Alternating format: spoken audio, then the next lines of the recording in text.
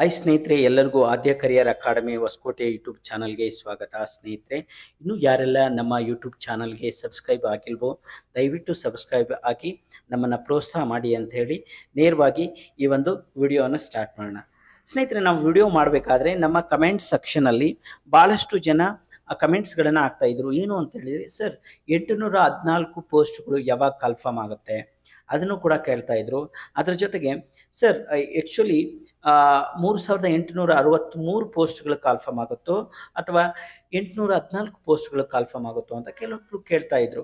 ಅದಕ್ಕೆ ಅಂಥವ್ರಿಗೆ ನಾನು ಈ ಒಂದು ಕ್ಲಾರಿಟಿ ಕೊಡಬೇಕು ಅಂಥೇಳಿ ಈ ಒಂದು ವಿಡಿಯೋನ ಮಾಡ್ತಾ ಇರೋದು. ಇತ್ತೀಚೆಗೆ ಅಂತಂತ ಹೇಳಿದರೆ ವಿಧಾನಸಭೆ ಒಂದು ಅಧಿವೇಶನದಲ್ಲಿ ಅಪೋಸಿಷನ್ ಪಾರ್ಟಿಯವರು ಮತ್ತು MLAಗಳು ಅದಕ್ಕೆ ಕೆಲವೊಂದು ಪ್ರಶ್ನೆಗಳನ್ನು ಕೇಳ್ತಾ ಇದ್ರು ಪದವಿ ಪೂರ್ವ ಕಾಲೇಜುಗಳ ಸಂಬಂಧಪಟ್ಟಂಗೆ. ಅದಕ್ಕೆ ಉತ್ತರವಾಗಿ ಶಿಕ್ಷಣ ಸಚಿವರು ಆ ಒಂದು ಇನ್ಫಾರ್ಮೇಷನನ್ನು ಡೀಟೇಲ್ ಆಗಿ ಹೇಳ್ತಾ ಹೋಗಿದ್ದಾರೆ. ಸೊ ಅದ್ರ ಬಗ್ಗೆ ನಾವು ನೋಡ್ತಾ ಹೋಗೋಣ.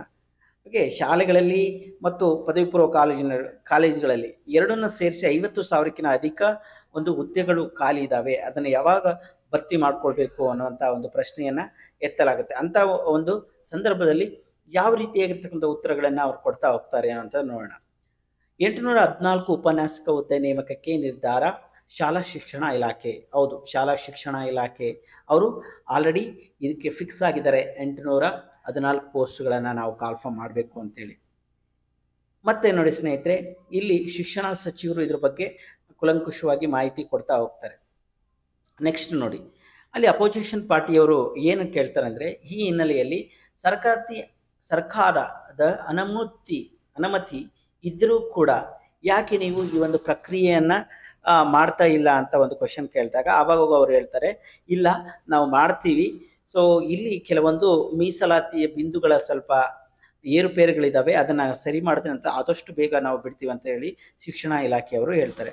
ಅದ್ರ ಜೊತೆಗೆ ನೋಡಿ ಸ್ನೇಹಿತರೆ, ಇಲ್ಲಿ ಇದರ ಉಪನ್ಯಾಸಕರು ಆಗಬೇಕು ಅಂದರೆ ಇದರ ಒಂದು ಅರ್ಹತೆಗಳು ಏನಿರಬೇಕು ಅಂತ ಹೇಳಿದ್ರೆ ಸ್ನಾತಕೋತ್ತರ ಪದವಿ ಆಗಿರಬೇಕು, ಅದ್ರ ಜೊತೆಗೆ BEd ಆಗಿರಬೇಕು. ಸ್ನಾತಕೋತ್ತರ ಪದವಿ ಅಂತಂದರೆ PG MA ಆಗಿರ್ಬೋದು ಅಥವಾ MCom ಆಗಿರ್ಬೋದು. ಮತ್ತು ಅದ್ರ ಜೊತೆಗೆ ಆ ಪರ್ಟಿಕ್ಯುಲರ್ ಸಬ್ಜೆಕ್ಟಿಗೆ ತಕ್ಕಂತೆ ನೀವು BEd ಅನ್ನು ಮಾಡಿದಾಗ ಮಾತ್ರ ಅದಕ್ಕೆ ಅರ್ಜಿ ಸಲ್ಲಿಸಲು ನೀವು ಅರ್ಹರಾಗ್ತೀವಿ. ಸರ್, ಹಂಗೆ ಏಜ್ ರಿಲ್ಯಾಕ್ಸೇಷನ್ ಬಗ್ಗೆ ನೀವು ಹೇಳೋದಾದರೆ ಏನು ಹೇಳ್ತೀರಾ ಅಂದರೆ, ನೋಡಿ, ಮುಂಚೆನೇ ಹೈಕೋರ್ಟ್ ಮತ್ತು ನಮ್ಮ ಗೌರ್ಮೆಂಟ್ ಹೇಳಿರೋ ಪ್ರಕಾರ ಕೋವಿಡ್ ನಂತರ ಯಾವುದೇ ಒಂದು ಜಾಬನ್ನು ಫಸ್ಟ್ ಟೈಮ್ ಮಾಡೋದಾದರೆ ಅಂಥ ಜಾಬ್ಗಳಿಗೆ 2 ವರ್ಷ ಏಜ್ ರಿಲ್ಯಾಕ್ಸೇಷನ್ ಇರುತ್ತೆ ಅಂತ ಹೇಳಿದ್ದಾರೆ. PU ಲೆಕ್ಚರರ್ ಕೋವಿಡ್ ನಂತರ ಇದೇ ಫಸ್ಟ್ ಟೈಮ್ ಅವ್ರು ಕಾಲ್ಫರ್ಮ್ ಮಾಡ್ತಾ ಇರೋ ರೀಸನ್ನಿಂದ ಏನಾಗುತ್ತೆ ಅಂದರೆ ಇಲ್ಲಿ 2 ವರ್ಷ ಸಡಿಲಿಕೆ ಇರುತ್ತೆ. ನಿಮಗೆ ಗೊತ್ತಿರೋ ಪ್ರಕಾರ 40 ವರ್ಷ GMಗೆ ಇತ್ತು, ಅವರಿಗೆ 42 ವರ್ಷ ಆಗುತ್ತೆ. ಅದಾದ ಮೇಲೆ ಬೇರೆ ಕ್ಯಾಸ್ಟ್ಗಳು ಅಂತಂದರೆ ಈ ಕ್ಯಾಟಗರಿ 1, 2 ಇಂಥವ್ರು ಅದರ್ ಕ್ಯಾಸ್ಟ್ ಅವ್ರಿಗೆ 43 ಇತ್ತು.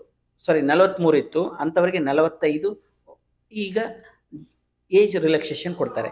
ನೆಕ್ಸ್ಟ್ ನೋಡಿ, SC ST ಅವ್ರಿಗೆ 45 ಇತ್ತು, ಅವ್ರಿಗೆ 2 ವರ್ಷ ರಿಲ್ಯಾಕ್ಸೇಷನ್ ಅಂತಂದರೆ 47 ವರ್ಷ ಇರುತ್ತೆ.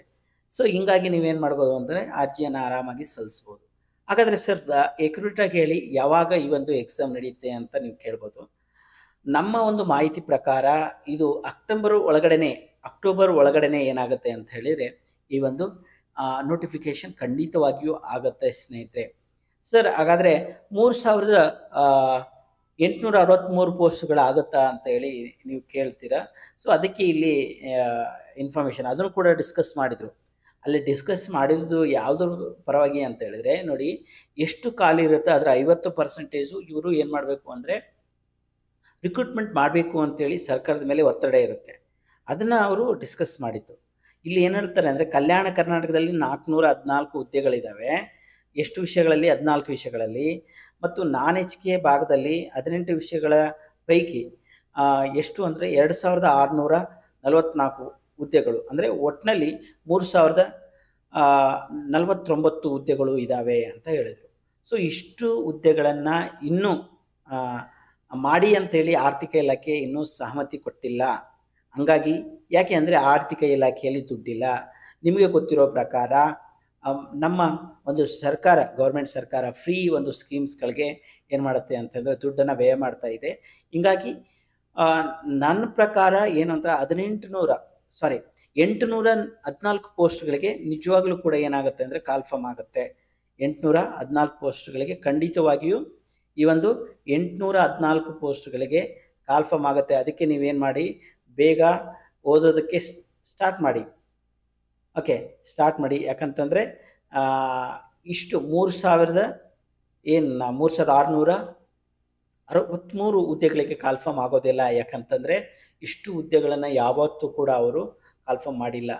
ಸೊ ಸರಿಸುಮಾರು ಇವಾಗಲೇ 6 ವರ್ಷ ಆಯಿತು. 6 ವರ್ಷದಲ್ಲಿ ಅವರು ಇನ್ನೂ ಒಂದು 1000 ಆದರೂ ಕೂಡ ಹುದ್ದೆಗಳನ್ನು ಅವರು ಮಾಡಿಲ್ಲ ಅಂತಂದಾಗ ಎಲ್ಲಿ ನೀವು 3600 ಚಿಲ್ಲರೆ ಮಾಡೋದಕ್ಕೆ ಅದು ಕಷ್ಟ ಸಾಧ್ಯವಾದ ಮಾತು. ಹಂಗಾಗಿ ನೀವೇನು ಮಾಡಿ ಅಂತ ಹೇಳಿದರೆ ಇವಾಗಿಂದನೇ ಓದು ಸ್ಟಾರ್ಟ್ ಮಾಡಿ ಅಂತ ಹೇಳ್ತಾ, all the best for your examination ಅಂತ ಹೇಳ್ತಾ ಈ ಒಂದು ವಿಡಿಯೋವನ್ನು ನಾನು ಇಲ್ಲಿಗೆ ಮುಗಿಸ್ತಾ ಇದ್ದೇನೆ ಸ್ನೇಹಿತರೆ. ಎಲ್ರಿಗೂ ಒಳ್ಳೆಯದಾಗಲಿ.